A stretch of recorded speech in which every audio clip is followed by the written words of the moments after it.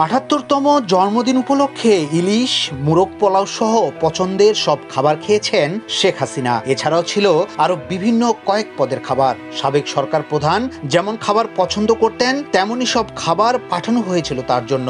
ভারতের দিল্লিতে মেয়ে আর বোনকে সঙ্গে নিয়ে অনেকটা ফুরফুরে মেজাজেই জন্মদিন পালন করেছেন শেখ হাসিনা।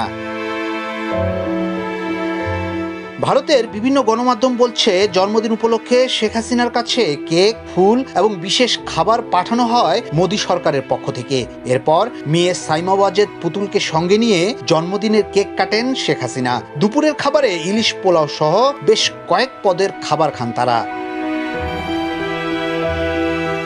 এদিকে সম্প্রতি ব্রিটিশ গণমাধ্যম ফিনান্সিয়াল টাইমস শেখ হাসিনার দিনাতিপাত নিয়ে বোমা ফাটানোর মতো একটি প্রতিবেদন প্রকাশ করেছে, যেখানে দাবি করা হয়েছে চলতি বছর ফেব্রুয়ারিতে বিশ্ব স্বাস্থ্য সংস্থার দিল্লি ভিত্তিক আঞ্চলিক পদে চাকরি নেয়া সাইমা ওয়াজেদ পুতুলকে নিয়ে দিল্লির সেফ হোমে থাকছেন শেখ হাসিনা। সেখানে এও বলা হচ্ছে, দিল্লির অন্যতম অভিজাত পার্ক লোদি গার্ডেনে অবস্থান করছেন তিনি।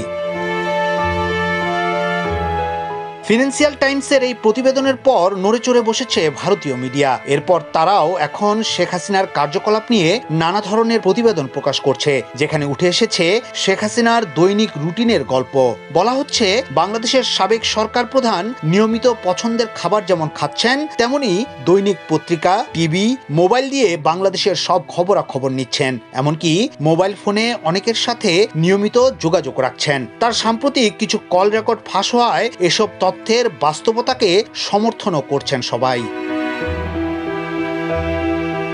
শেখ হাসিনার প্রতি বাংলাদেশের জনগণের সামান্যতম সহানুভূতি নেই, এমন তথ্য বিভিন্ন সামাজিক যোগাযোগ মাধ্যমে দেখে তিনি চোখের জল ফেলছেন বলেও কেউ কেউ উল্লেখ করেছেন। তবে তিনি বোন এবং মেয়েকে নিয়ে স্বাভাবিক আছেন। জানা যায়, দেশ ত্যাগের আগে তিনি জাতির উদ্দেশ্যে ভাষণ দিতে চেয়েছিলেন, কিন্তু পারেননি। তার জন্মদিন উপলক্ষেও তিনি একটি বার্তা দিতে চেয়েছিলেন বাংলাদেশের উদ্দেশ্যে, কিন্তু ভারত সরকার তাকে আপাতত কোনো ধরনের কথা বলতে নিষেধ করেছে বলে তিনি চুপচাপ আছেন বলে শোনা গেছে। ইয়াসিন আলী, সোনালী নিউজ, ঢাকা।